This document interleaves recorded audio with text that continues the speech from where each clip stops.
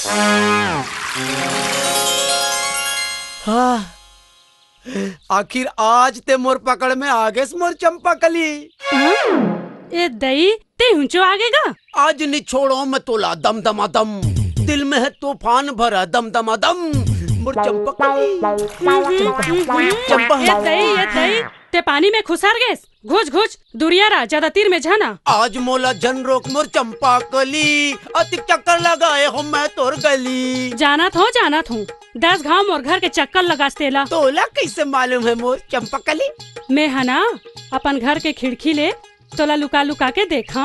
अब तो तोला यकीन हो गया ना कि मैं तोर से कत्का माया करता है।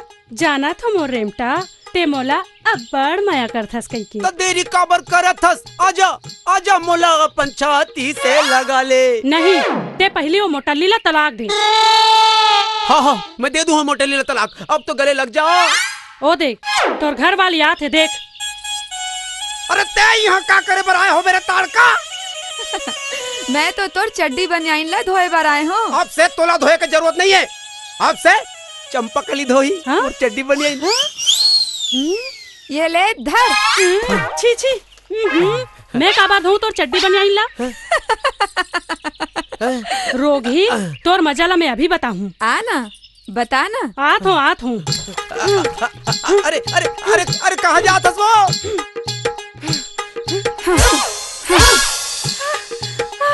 छोड़ मोर हाथ ला छोड़। नाराज जानो बहनी, मैं तो खाली ये सीखे बर आए हूँ कि ऐसा कौन सा मोहिनी डारे हंसते मोर पति माँ, हाँ जो मोला छोड़ तोड़ चक्कर लगा। छोड़ मोर हाथ ला छोड़। ठोकन महूला सिखा दे, मैं तोर पाँव पर रखूं। मोला सिखा दे तेज बहनी, मोला सिखा दे। का बहनी मोला सिखा देना बहनी, ठोकन सिखा देना बहनी। अरे कहाँ जाते वो, थोड़ी सिखा देना बहनी। मोर मन होवत है अब महू तोर संग तैरू।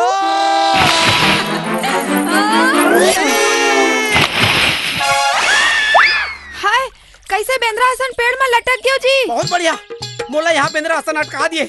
ओला बेंद्री हसन यहाँ भगा दिए। अरे मैं तोला घर लेने सटकायो ना तो मोरो नाम बेंद्रा नहीं रेमटा नहीं रहे।